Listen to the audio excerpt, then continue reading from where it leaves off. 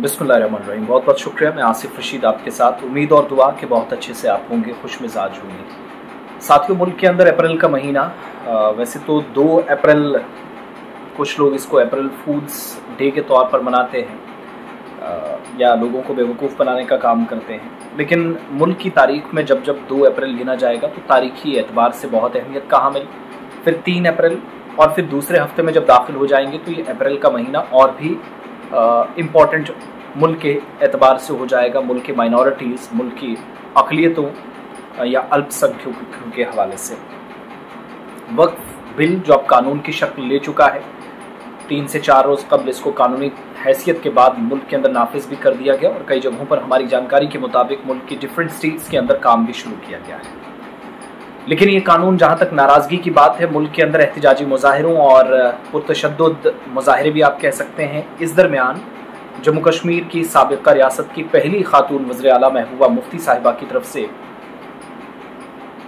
अब तक तो आवाज़ें बुलंद की ही जाती रही थी, लेकिन तहरीरी तौर पर भी अपने नाराज़गी का इजहार करते हुए उन्होंने मुल्क की मौजूदा हुकूमत को जहाँ पर हत्फ़े तनकीद बनाया, वहीं पर उन तमाम सेक्युलर गवर्नमेंट्स या सेक्युलर स्टेट्स या आप कह लीजिए वो रियासतें जहाँ पर सेक्युलर सोच वाले, सेक्युलर जहन वाले, मुल्क की सालमियत, मुल्क की यकजहती, अमन व आशनी के लिए तमाम कौमों को, तमाम लोगों को एक साथ लेकर चलने वाली या इस नीयत से काम करने वाली कि मुल्क में तमाम लोग तरक्की करें, उन तमाम लोगों को जहन में रखते हुए उनके नोटिस में ये बात लाई गई कि वक्फ कानून पर जैसे आपने रियासतों के अंदर मौजूदा वक्त में अपनी हुकूमतों का फ़ायदा उठाया, इसके लिए बहुत बहुत शुक्रिया, इजहार तशक्कुर किया गया।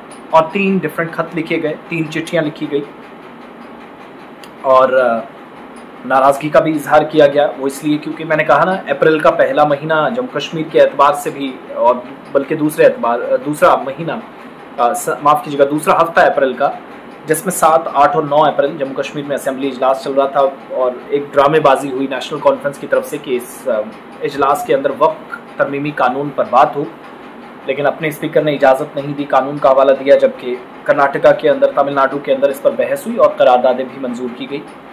और वज़ीर आला का उल्टा सीधा बयान जब उनको टारगेट किया गया कि आप वेलकम कर रहे थे उसी मिनिस्टर का जिसने मुसलमानों के लिए कानून लाया, तो फिर आगे से बहाने मारे गए कि वो मेरे साथ तस्वीर खिंचवाना चाह रहे थे और फिर ये भी कहा गया कि मुझे कोई शौक़ नहीं था। बहरहाल ये अपनी जगह, लेकिन महबूबा मुफ्ती साहिबा की तरफ से जो खत लिखे गए 3 डिफरेंट, और एक तो ममता सरकार को, वेस्ट बंगाल की सरकार को, M.K. स्टालिन की सरकार को, तमिलनाडु के चीफ मिनिस्टर, और सिद्धारमैया जो कि आप सब जानते हैं कांग्रेस के सीनियर लीडर हैं, मौजूदा वक्त में वज़ीर आला हैं, चीफ मिनिस्टर हैं, मुख्यमंत्री हैं कर्नाटका के अंदर, जिनकी सरकार इस वक्त चल रही है। और पीडीपी सदर ने एक तो तशवीश का भी इजहार किया और इजहार तशक्कुर भी किया, शुक्रिया अदा किया, धन्यवाद दिया ममता बनर्जी का, कर्नाटक के वज़ीर आला सिद्धारमैया का और तमिलनाडु के वज़ीर आला M.K. स्टालिन का, कि तारीख और मुश्किल हालात में आपकी बसीरत, जुर्रात और इंसाफ से वाबस्तगी एक नायाब उम्मीद की किरण है। चंद असूली आवाज़ों के साथ मिलकर आपने भारत की जामे और जमहूरी नज़रिए को बरकरार रखा है। मैं आपको दिली न सिर्फ मुबारकबाद पेश करती हूँ, एहतराम करती हूँ, अनगिनत उन अफराद की जानिब से शुक्रिया पेश करती हूँ जो आज खुद को बेआवाज़ और महरूम महसूस करते हैं और कमज़ोर समझते हैं, यानी मुसलमानों की आवाज़ बनने की कोशिश साबिक़ा रियासती वज़ीर आला महबूबा मुफ्ती की तरफ से की गई। आपकी मुसलसल क़यादत और हिमायत से मुझे यकीन है कि हम अपने आईनी इक़दार को दोबारा हासिल कर सकते हैं और अपने मुश्तरका मुस्तक़बिल को महफूज बना सकते हैं। महबूबा मुफ्ती ने ख़त में वफ़ाक़ी इक़दार, अक़लियतों के हुकूक और जमहूरियत की बालादस्ती को बरकरार रखने की भी अपील की है। 3 लेटर्स मैंने आपके सामने रखे हैं, ममता बनर्जी, M.K. स्टालिन और सिद्धारमैया। अब बदकिस्मती ये है कि डिफरेंट स्टेट से आवाज़ें तो उठी, लेकिन ज़्यादातर इस पर सियासत की गई। एक वो जमात जिसने वक्फ के खिलाफ राज्यसभा में वोट दिया, 2 तारीख को लोकसभा में और 3 तारीख को राज्यसभा के अंदर। साउथ की एक पार्टी जिसने कल जाकर ये फैसला किया कि असेंबली इलेक्शंस जो आगे होंगे उसमें जाकर बाकायदा भारतीय जनता पार्टी के साथ वो चुनाव लड़ेंगे। तो ये अब समझना बहुत मुश्किल है अक़लियतों के लिए, लेकिन एक स्टैंड के लिए कम से कम पीडीपी को भले ही नंबर्स कम हो, ये नंबर्स का दौर ज़्यादा नहीं चलता। कभी कभार बीजेपी भी ऐवान के अंदर 2 मेंबर्स के साथ थी, उसके बाद 400 प्लस गए, मौजूदा वक्त में भी 300 के आसपास, बल्कि 240 प्लस। तो ये नंबर गेम ज़्यादा देर नहीं चलती।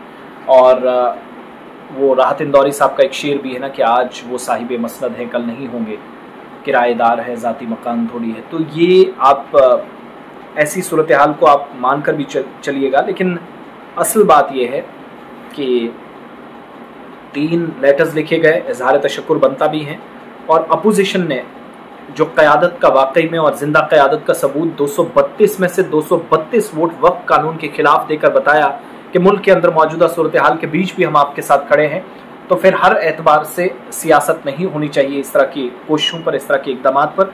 ठीक है, ये भी कहा गया, जैसे इंजीनियर रशीद ने कहा, उनकी अपनी मजबूरी थी। इंजीनियर रशीद कह रहे हैं कि कांग्रेस ने भी हमें सेक्युलरिज्म का मीठा खंजर हमारी पीठ में हमेशा लगाया। शायद उनकी बात ये बहुत सारे लोगों को अच्छी लगी हो, लेकिन बहुत सारे लोग नहीं जानते कि उनकी भी मजबूरियां हैं।